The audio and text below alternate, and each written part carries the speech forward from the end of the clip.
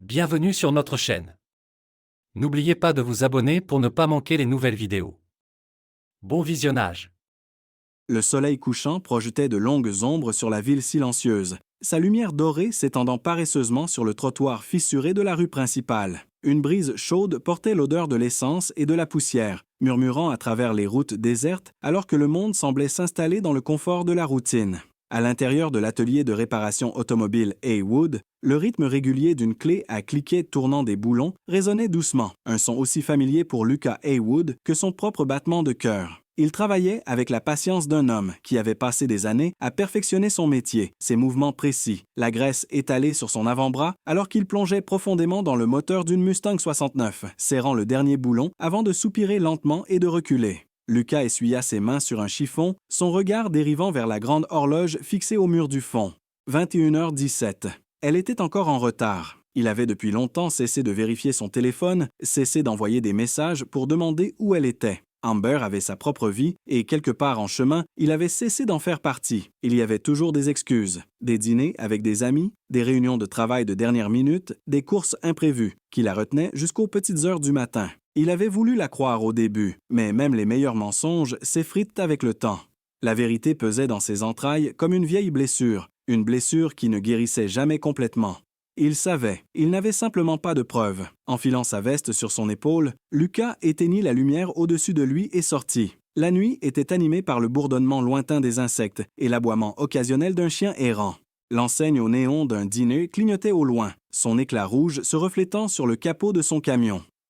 Il sortit une cigarette, l'allumant d'un geste expert de son briquet, laissant la fumée s'élever paresseusement dans l'air. Puis il l'entendit, un grondement guttural au loin. Lucas plissa les yeux, regardant la route. Le son s'amplifia, se transformant en un tonnerre roulant de moteur, un grognement qui envoyait des vibrations à travers le sol sous ses bottes. Des phares apparurent à l'horizon, tranchant la nuit comme les yeux d'un prédateur fixant sa proie. Il expira, observant les motos approcher, leur corps chromé reflétant les dernières lueurs du jour. 7 d'entre elles. Elles ne ralentirent qu'en arrivant juste devant lui. La moto de tête s'arrêta à quelques centimètres de sa botte, l'odeur du caoutchouc brûlé et de l'huile de moteur emplissant l'air. L'homme qui la chevauchait était grand, corpulent, avec des épaules larges et une barbe striée de gris, le genre d'homme qui avait vu son lot de combats et n'avait aucun scrupule à en déclencher un autre.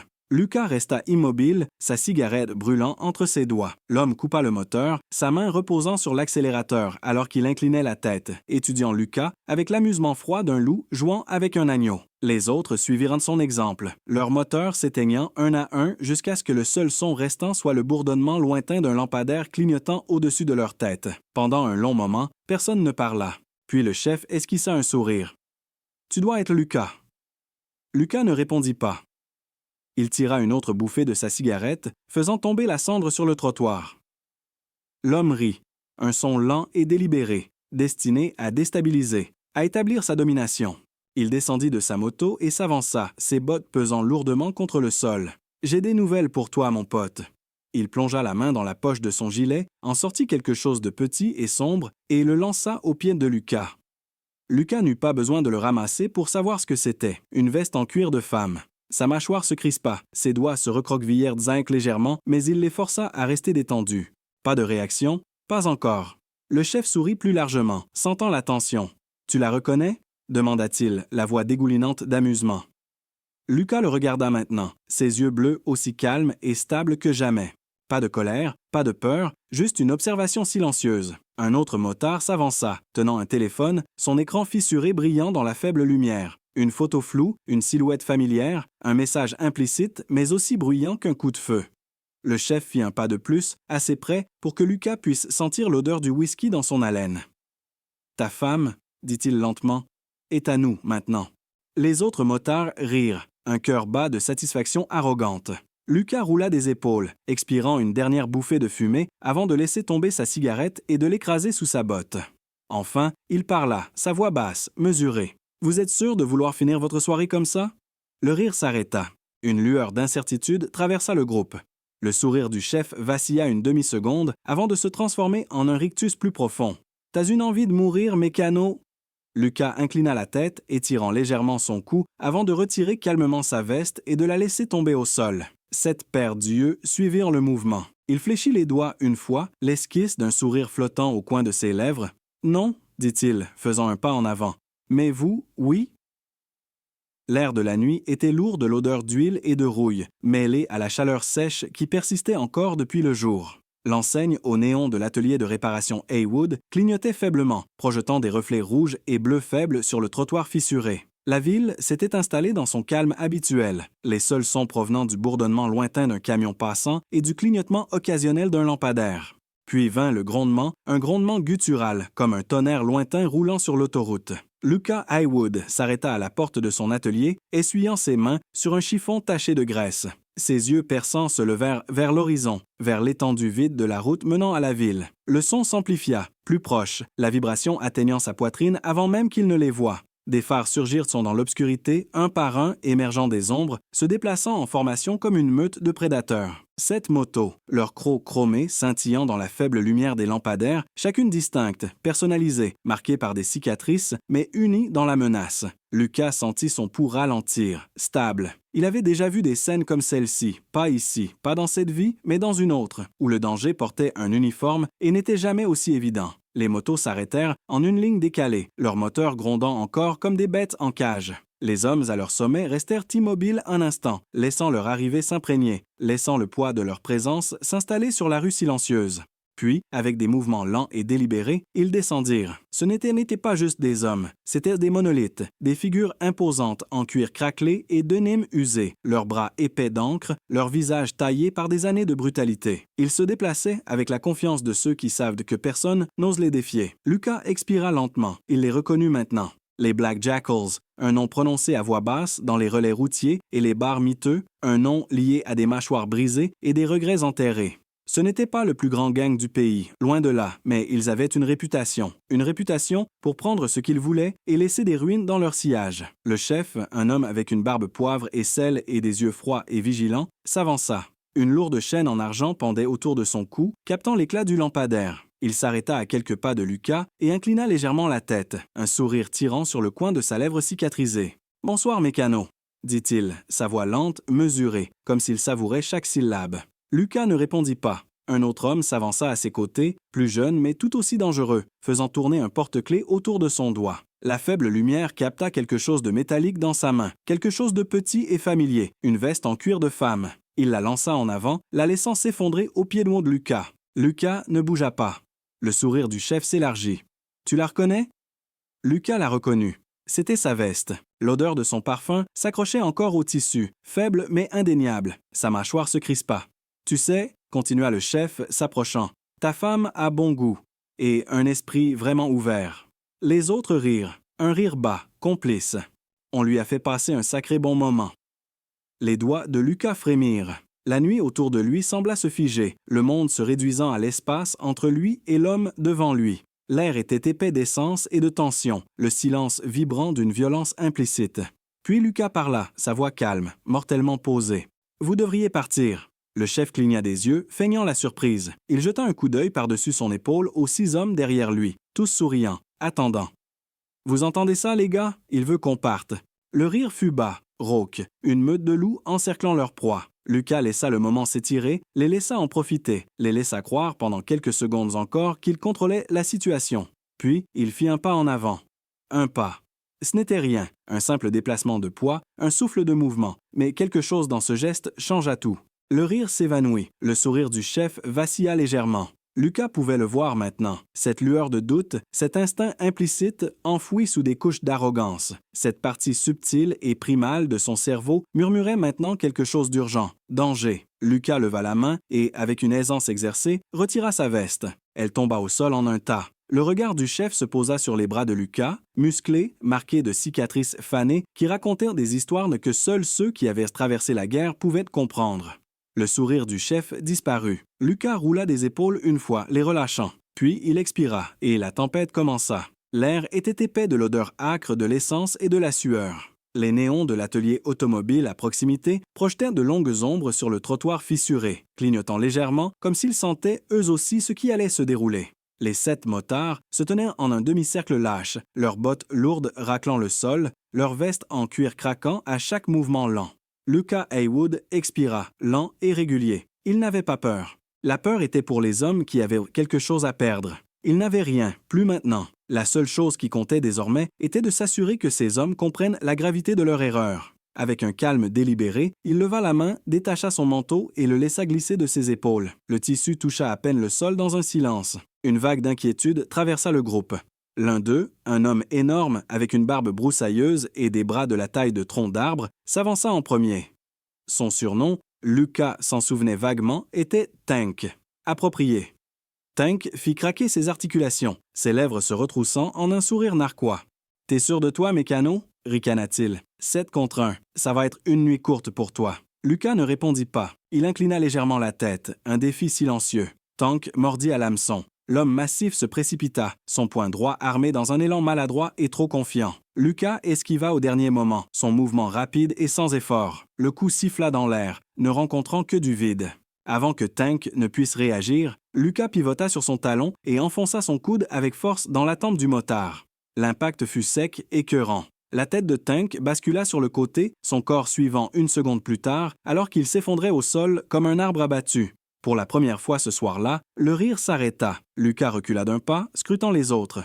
Un deuxième homme, plus petit mais bâti comme un pitbull, grogna et se rua en avant. « T'es mort !» cracha-t-il, préparant un coup. Lucas l'intercepta en plein mouvement, saisissant son poignet et le tordant violemment. Il y eut un craquement, suivi d'un cri guttural alors que le bras de Pitbull se pliait à un angle contre nature. Ses genoux fléchirent et il s'effondra avec un gémissement étouffé, berçant son membre brisé. Les autres hésitèrent maintenant. L'amusement dans leurs yeux s'était éteint, remplacé par quelque chose que Lucas reconnaissait bien, le doute.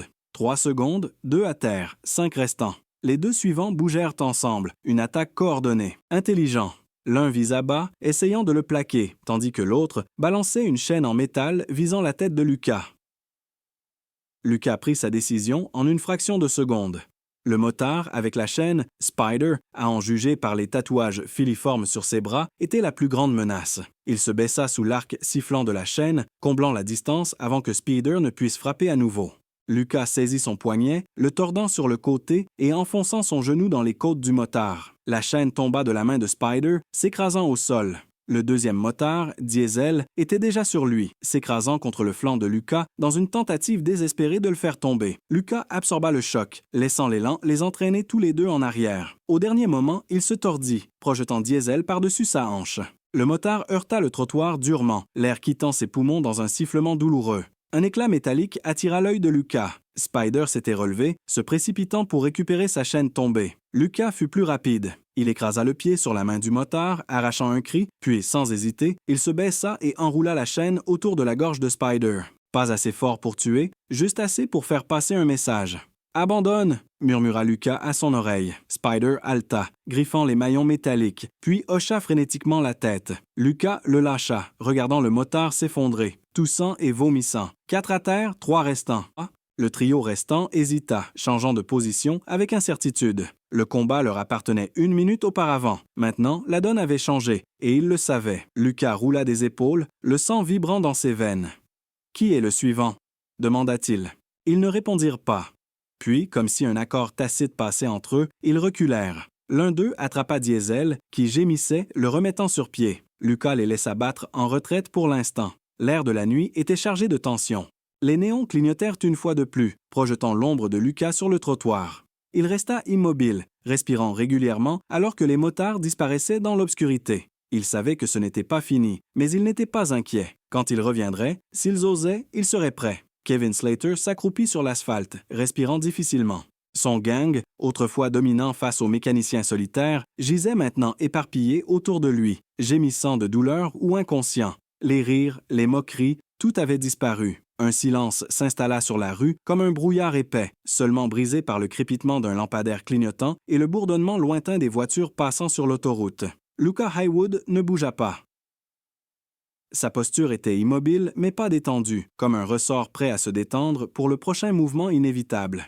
Ses poings étaient relâchés, ses épaules droites, son regard fixé sur le dernier homme debout, ou plutôt le dernier homme à genoux.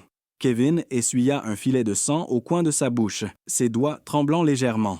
Son orgueil avait été piétiné dans la poussière avec ses hommes, et maintenant, le poids de l'humiliation pesait sur sa poitrine comme une dalle de fer. Il était le chef, le plus fort, celui que personne n'osait défier, et pourtant, Il était là, à genoux. Un souffle sec siffla entre ses dents. Non, il n'allait pas finir comme ça. En un éclair, la main de Kevin plongea vers sa ceinture. L'éclat d'un couteau de chasse scintilla dans la faible lumière, la lame lisse, d'une netteté redoutable. Il n'était pas idiot. Il avait vu ce que cet homme pouvait faire avec ses mains nues, mais les poings ne valaient rien face à l'acier froid et dur. Ses doigts se resserrèrent autour du manche. Lucas soupira, un son lent et délibéré. Il inclina légèrement la tête, observant, attendant. Kevin se précipita. Le couteau arriva vite, bas, visant les côtes. Un coup mortel. Lucas ne recula pas, ne tressaillit pas. Au contraire, il avança au dernier moment. Sa main gauche jaillit, saisissant le poignet de Kevin dans un étau. Avant que Kevin ne puisse réagir, Lucas tordit. Le craquement d'une articulation se disloquant emplit l'air. Un cri étranglé jaillit de la gorge de Kevin. Sa prise faiblit, le couteau glissant de ses doigts, s'écrasant sur le trottoir. Lucas n'avait pas fini. Avec une efficacité brutale qui parlait d'années d'entraînement, il changea de position, pivotant sur un pied tout en tirant le bras de Kevin en avant, utilisant son propre élan contre lui. L'homme plus grand trébucha, son corps déséquilibré, son bras blessé tordu douloureusement derrière son dos. Une seconde plus tard, Lucas enfonça son genou dans l'estomac de Kevin. L'air explosa des poumons de Kevin dans un hoquet violent. Ses jambes fléchirent et il heurta le sol durement, son souffle venant en saccades irrégulières, son corps tremblant de douleur et de choc. L'homme qui avait autrefois terrorisé les bars, les motels et les ruelles sans conséquence était maintenant à la merci de l'homme même qu'il avait cherché à humilier. Lucas s'accroupit à côté de lui. Il n'avait pas besoin de dire quoi que ce soit. Le message était écrit sur le visage de Kevin. La peur. Mais Lucas n'était pas homme à faire les choses à moitié. Sa voix était basse, stable, froide. « Dis à tes gars », commença-t-il, resserrant légèrement sa prise sur le poignet de Kevin, juste assez pour faire surgir la douleur, un avertissement, pas encore une punition finale. « Si j'entends encore que vous avez fait du mal à une femme dans cette ville, si je vous vois, toi ou ton équipe, près de moi à nouveau. » Il se pencha légèrement, son souffle assez proche pour que Kevin puisse sentir la menace silencieuse sous chaque syllabe. « Vous ne vous relèverez pas la prochaine fois. » Le silence qui suivit fut lourd. La mâchoire de Kevin se serra, son orgueil luttant contre ses instincts de survie. Il voulait répliquer, grogner, faire une vague promesse de vengeance, mais il ne le fit pas, parce qu'au fond, sous la colère, l'humiliation et la douleur, il connaissait la vérité. Lucas Haywood n'était pas juste un mécanicien de province. Ce n'était pas un homme à pousser, à provoquer. C'était le genre d'homme qu'on ne défiait pas deux fois. Lucas n'attendit pas de réponse. Il lâcha le poignet de Kevin avec un geste presque dédaigneux, se redressant avec aisance, comme si tout ce combat n'avait été qu'un inconvénient. Il se tourna, marchant vers son manteau, toujours dans la poussière où il l'avait jeté. Derrière lui, Kevin gisait, haletant, tenant son bras. Le couteau reposait, inutile, à côté de lui. Ces hommes, ceux qui pouvaient encore bouger, observaient depuis les sidelines, leurs visages pâles, leur assurance brisée. Lucas enfila son manteau, redressa le col et jeta un dernier regard en arrière. Puis il s'éloigna, sans hâte, sans peur, car il savait qu'aucun d'eux n'oserait le suivre. La lumière au néon du motel au bord de la route clignotait, bourdonnant doucement, comme un champ électrique contre le calme de la nuit. Le parking était vide, à l'exception de quelques voitures rouillées et d'une rangée de motos alignées comme des animaux prédateurs au repos. L'enseigne au-dessus du bureau de réception indiquait « Sunset Inn », bien que la seule chose qui se couchait ce soir-là était ce qu'il restait de la patience de Lucas Haywood. Ses bottes crissaient contre le gravier alors qu'il s'approchait de la chambre 7. La porte était légèrement entr'ouverte, la lueur chaude d'une lampe de chevet filtrant par l'ouverture, projetant de longues ombres inquiétantes sur le trottoir. Lucas tendit la main, poussa la porte sans hésiter et entra. L'odeur de cigarettes racises et de parfums bon marché emplit ses narines.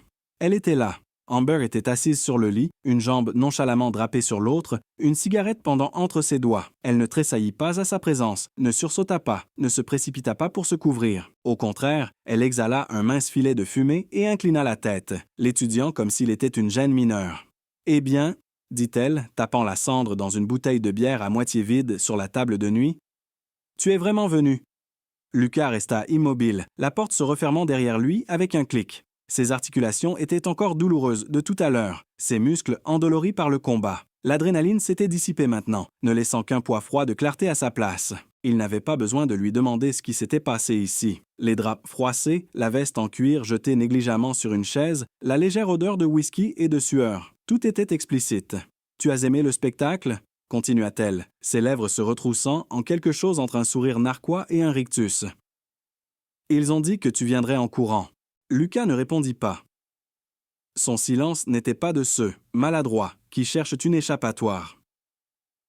C'était un silence lourd, pesant dans chaque coin de la pièce comme une tempête imminente. Amber soupira, levant les yeux au ciel. « T'es toujours tellement silencieux? C'est ça le problème, Lucas. Tu ne réagis pas. Tu ne te bats pas pour les choses. Tu... » Elle agita vaguement la main. « Tu existes, c'est tout. » Lucas fit un pas en avant, pas de manière menaçante, pas agressivement, juste assez pour réduire l'espace entre eux. Sa voix, quand il parla, était calme, trop calme. « Ça en valait la peine? » Le sourire d'Amber vacilla juste une seconde. Une lueur de quelque chose, incertitude, peut-être même regret, traversa ses yeux, mais elle disparut avant de pouvoir s'installer. « Tu ne comprendrais pas, » marmonna-t-elle, détournant le regard. « Essaie. » Elle laissa échapper un rire court, amer. « Tu penses que c'est à propos d'eux? » Elle fit un geste vague vers la porte, vers le monde extérieur. « Ce n'est pas le cas, c'est à propos de toi, de ce que tu es devenu. » Lucas resta immobile. Amber se pencha en avant, sa voix basse et mordante. « Tu étais quelqu'un, Lucas, avant que tu ne reviennes dans cette ville poussiéreuse, avant que tu ne t'enterres dans ce garage. Tu avais du feu, un but, maintenant tu attends juste de rouiller. » Lucas serra la mâchoire, les muscles tressaillant sous sa peau. Amber secoua la tête, comme si la conversation l'ennuyait. Elle tira une autre bouffée de sa cigarette, laissant la fumée s'élever paresseusement de ses lèvres. « J'avais besoin de me sentir vivante à nouveau. Je savais que tu ne me donnerais pas ça. » Lucas expira lentement, mesuré. Il avait été dans des zones de guerre, vu des hommes à leur plus désespérés, à leur plus cruels. Mais ceci, c'était différent. Ce n'était pas de la rage qu'il ressentait, pas même de la tristesse. C'était la lente réalisation que la femme devant lui, la femme qu'il avait autrefois aimée, était partie. Peut-être l'était-elle depuis longtemps. Il hocha la tête une fois, un mouvement à peine perceptible, comme si quelque chose en lui venait de s'aligner. Amber l'observa, attendant une réaction, un cri, une menace, une supplication. Mais Lucas se contenta de se tourner, tendant la main vers la poignée de la porte. « C'est tout » railla-t-elle. « Tu vas juste partir ?» Lucas s'arrêta, la main posée contre le métal froid de la poignée. Il regarda par-dessus son épaule, croisant son regard une dernière fois. « Tu as fait ton choix, Amber » dit-il calmement. « Maintenant, tu vis avec. » Et sur ces mots, il sortit dans la nuit, refermant la porte derrière lui. La lumière au néon bourdonnait au-dessus de sa tête. Le vent portait le grondement lointain d'une moto s'éloignant sur la route. Lucas ne se retourna pas. La ville s'éveilla bien avant que le soleil ne soit complètement levé. Une rumeur courait dans les rues, glissant à travers les ruelles et les dîners, passant les stations-service et les supérettes. Les gens murmuraient à voix basse au comptoir des petits déjeuners « Un homme, 7 motards, un massacre ». Au cœur des commérages se trouvait Lucas Highwood, le mécanicien discret, l'homme que personne ne remarquait vraiment jusqu'à maintenant. Au début, personne n'y croyait. Les Black Jackals étaient une menace, une force qui rôdait dans la ville sans contrôle. Ils extorquaient, terrorisaient, prenaient ce qu'ils voulaient. Et maintenant, ils étaient antipartis. Certains étaient encore en ville, soignant leurs blessures, mais ils ne roulaient plus avec la même arrogance. Ils ne faisaient plus vrombir leurs moteurs devant les bars, ne lorgnaient plus les femmes qui passaient. Ils quittaient à peine leur repère au vieux dépotoir, comme s'ils attendaient que la tempête passe. Et Kevin, Thunder, Slater, leur chef, introuvable. Le shérif s'arrêta à l'atelier de Lucas juste après le lever du soleil, sa silhouette large se découpant contre la porte vitrée poussiéreuse. Lucas était déjà au travail, les mains plongées dans le moteur V-System, moteur d'une vieille Dodge Charger. L'odeur de l'essence et du métal emplissait l'air. « Matin, Lucas. » Lucas ne leva pas les yeux. « Shérif. » Une longue pause. Le shérif s'avança, donnant un coup de pied dans un boulon égaré sur le sol. « Tu veux me dire ce qui s'est passé hier soir? » Lucas essuya ses mains avec un chiffon taché d'huile, ses mouvements lents, délibérés. « Pas grand-chose.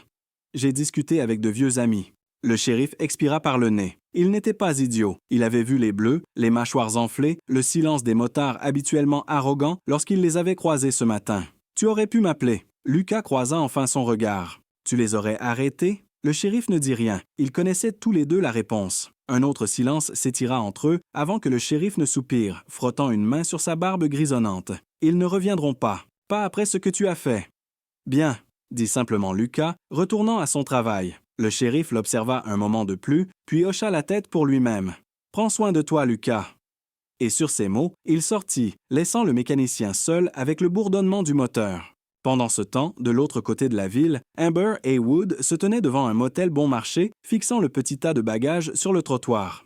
Ses bagages. Une sensation d'effondrement lui serra la gorge. Elle s'approcha, comme si, d'une certaine manière, la vue changerait, comme si les sacs n'étaient maintenant pas réels. Mais ils l'étaient. Ses vêtements, ses chaussures, son couteau, tout emballé et jeté comme des ordures. La porte du motel était fermée. Lucas était parti. Elle déglutit difficilement et serra les poings, ses ongles s'enfonçant dans ses paumes. Non, ce n'était pas censé se passer comme ça. Il était censé craquer. Il était censé supplier. Il était censé être l'homme faible et pitoyable qu'elle pouvait manipuler. Le Lucas qu'elle avait épousé, discret, passif, prévisible, aurait dû s'effondrer au moment où elle l'avait trahi. Au lieu de cela, il avait fait l'impensable. Au lieu de la pleurer, il l'avait effacée. Son estomac se noua avec quelque chose d'amer. Était-ce du regret? Non, de la rage. Elle sortit son téléphone, composant son numéro avec des doigts tremblants. Messagerie vocale. Elle réessaya. Rien. Pour la première fois de sa vie, Amber Haywood réalisa quelque chose de glaçant. Elle n'avait jamais vraiment connu Lucas. Et maintenant, elle avait tout perdu. L'air était lourd de l'odeur d'huile de moteur et de poussière. La ville, petite et fatiguée, reposait en silence alors que la dernière lumière du jour s'étendait à l'horizon, projetant de longues ombres dorées sur les rues vides. Une enseigne au néon abîmé clignotait au-dessus de l'atelier de Lucas Haywood, le bourdonnement de son électricité défaillante étant le seul son dans la nuit. Il se tenait à la porte ouverte du garage, les mains dans les poches, regardant le monde qu'il avait passé des années à construire. Un monde qui, en l'espace d'une nuit violente, s'était effondré sous ses yeux. Un sac de voyage en cuir usé reposait sur le comptoir, à moitié emballé, contenant quelques chemises, une liasse de billets, un vieux pistolet de service qu'il n'avait pas touché depuis des années. Il n'avait pas besoin de grand-chose. Tout ce dont il avait jamais eu besoin lui avait déjà été pris, réduit en cendres, dans le sillage de la trahison et du sang. Lucas expira lentement. Il n'était pas homme à se perdre dans la réflexion, mais quelque chose dans le silence autour de lui donnait l'impression que la ville elle-même retenait son souffle, attendant de voir ce qu'il ferait ensuite. Il sortit, l'acier froid de sa Mustang Boss 429 de 1969 scintillant sous la lumière mourante, son moteur encore chaud de tout à l'heure. Il avait passé des années à restaurer cette machine, chaque boulon serré de ses propres mains. Ce n'était pas qu'une voiture, c'était son dernier lien avec le passé, avec quelque chose d'intact. Lucas posa le sac sur le siège passager, ses doigts frôlant le cuir craquelé. Ses yeux se posèrent sur le rétroviseur où la ville se reflétait en fragments déformés. Les panneaux de rue rouillés, le dîner abandonné où il l'emmenait le dimanche, la route menant au motel où il l'avait trouvé la nuit dernière. Un sourire amer toucha ses lèvres. Un vent vif brisa le silence. Il ferma la portière, le bruit lourd résonnant dans le garage vide, comme la fermeture d'un chapitre. Le son d'une fin. Alors que Lucas tournait la clé dans le contact, le moteur rugit, le grondement profond de son V8 déchirant le calme. C'était le seul son dont il avait besoin. Pas d'adieu, pas d'explication, juste la route. Il passa la première vitesse, les pneus crissant contre le trottoir fissuré alors qu'il roulait sur la rue principale. La ville s'étendait devant lui comme un souvenir oublié, fané, silencieux, glissant déjà dans le passé. Il passa devant la vieille station-service, ses fenêtres reflétant le ciel rouge-feu, l'endroit où il l'avait rencontrée lors de trajets nocturnes, où ils avaient ri en parlant de quitter cet endroit un jour. Elle avait toujours parlé d'évasion, de rêves plus grands. Et à la fin, c'était elle qui était partie la première. Un pâté de maison plus loin, il vit du mouvement. Des gens regardaient. Un groupe d'hommes était assis devant le bar, leur conversation se taisant alors qu'ils voyaient sa voiture glisser devant eux. Ils ne dirent pas un mot, n'osèrent pas. L'histoire de ce qui s'était passé la nuit dernière s'était déjà répandue comme une traînée de poudre. Lucas n'avait pas besoin de les regarder pour savoir ce qu'ils pensaient. Personne n'avait jamais tenu tête aux Black Jackals et s'en était sorti, jusqu'à maintenant. L'un des hommes, un jeune avec une cicatrice fraîche le long de la mâchoire, lui fit un signe de tête en signe de respect silencieux. Lucas ne le lui rendit pas. Ce n'était pas du respect. C'était de la peur. La route devant lui, alors qu'il atteignait les limites de la ville, Lucas ralentit devant le panneau routier vert familier, celui qu'il avait accueilli chez lui il y a une éternité. Bienvenue à Stillwater, population 4236. Un lampadaire clignotant bourdonnait au-dessus, projetant de longues ombres sur la route de terre. Il laissa échapper un souffle, ses doigts se resserrant sur le volant. Puis, sans hésiter, il appuya sur l'accélérateur. La Mustang bondit en avant, soulevant poussière et gravier alors qu'elle rugissait sur l'autoroute ouverte. La ville rapetissait dans le rétroviseur, ses lumières s'estompant en de simples points lointains contre l'étendue infinie d'asphalte devant lui. La route s'étendait, large et vide, baignée des couleurs du soleil couchant, rouge profond, or brûlant, un ciel peint de feu et de sang. Lucas ne se retourna pas. Il ne le ferait jamais. Le passé était mort et la route devant lui n'appartenait qu'à lui. Merci de regarder et n'oubliez pas de vous abonner pour ne pas manquer les nouvelles histoires.